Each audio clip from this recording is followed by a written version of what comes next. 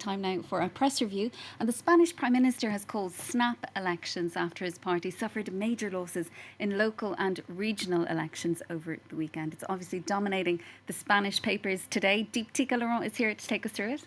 Well, Sharon, the snap elections have been called for July 23rd by the Prime Minister Pedro Sanchez after, as you said, his party suffered humiliating losses. Now, for El País, it's a consequence of what it calls a socialist derailment in those local elections on Sunday.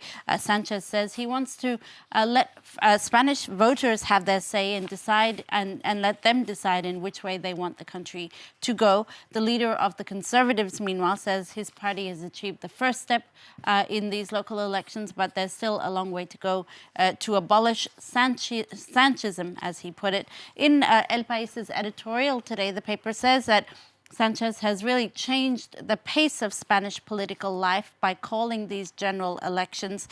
He's also used this sort of what it calls his last bullet, and perhaps the only thing that can prevent a collapse of the Spanish socialists and the left in general, the paper says.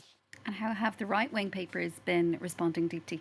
Well, lots of focus, Sharon, on the inner turmoil within the Spanish Socialist Party. For El Mundo, for instance, Sanchez's decision aims to stop the internal rebellion within the Spanish Socialist Party. Some left-wing MPs have accused him of, quote, risky, even suicidal strategies in calling these general elections in July, and say that he will sort of drag them down with him. A similar headline from another paper, ABC, the Daily, which focuses on the top dogs within the Socialist Party who doubt that the party will be able to come back from this in those July elections.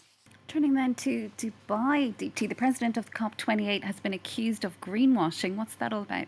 Well, the team of Sultan Al Jaber has been accused of trying to greenwash his Wikipedia page, Sharon. The Guardian reports that his team reportedly tried to scrub Wikipedia pages that highlighted Al Jaber's role as head of the Abu Dhabi National Oil Company and remove references to a multi-billion-dollar oil pipeline that he signed off on in 2019, prompting these accusations of greenwashing. It's not a good look for the UAE, which has already faced intense scrutiny over its appointment of Al Jaber, a former oil boss, to head the UN's annual climate change conference, which will take place in Dubai in November this year. A French mountaineer is warning that the Himalayas has become a dumping ground, and this is after he took part in the latest cleanup expedition there. Yeah, it's in the Times of London today. You can read about it, Sharon. This French mountaineer Luc Boinard warned that the Himalayas have indeed become this basically this garbage tip. He took part in a cleanup expedition recently that cleared 3.7 tons of waste off the Makalu and Annapurna peaks, respectively, the 5th and 10th highest peaks in the world. Mountaineers discard a host of items, including oxygen bottles, shoes, tins, canvas. Worst of all, some of them even throw it into the glaciers, which means that they'll only be able to be uncovered in the centuries to come. Nearly half of the waste collected was plastic pollution, according to Boinard. Now, Nepal does have a garbage tax that it imposes on climbers, a tax of several thousands of dollars that climbers must pay unless they bring down the 8 kilograms of waste estimated to be generated during an expedition. However, that law is very poorly enforced.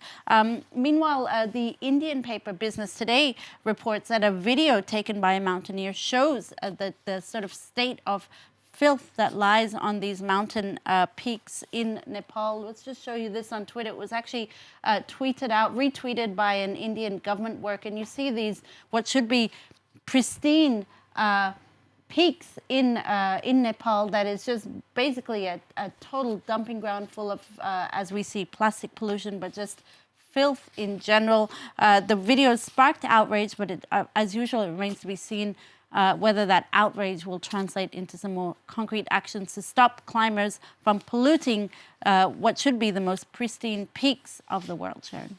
Finally, he was perhaps rather unfairly suspected of being a Russian spy. A beluga whale is back in the headlines. He's reared his head once more in Swedish waters. That's right. The whale has turned up in the Norwegian Arctic. It turned up in the Norwegian Arctic back in 2019. It had a harness on it with the words "Equipment St. Petersburg," prompting officials logically to assume that the whale was actually a Russian spy. They thought it might have actually escaped its enclosure and then been trained by Russian by the Russian Navy. It was nicknamed Vladimir,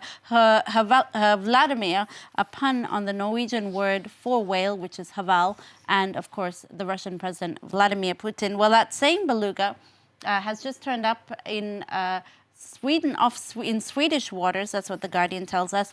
Perhaps to find a mate or to find a pod, because these beluga whales are very social species and very rarely travel alone, actually.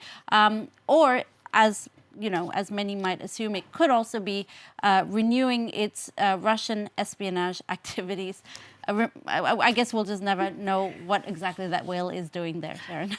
Deep sea mystery. Thank you so much for that, Deep Tea. That's Deep Tea Laurent with our press review.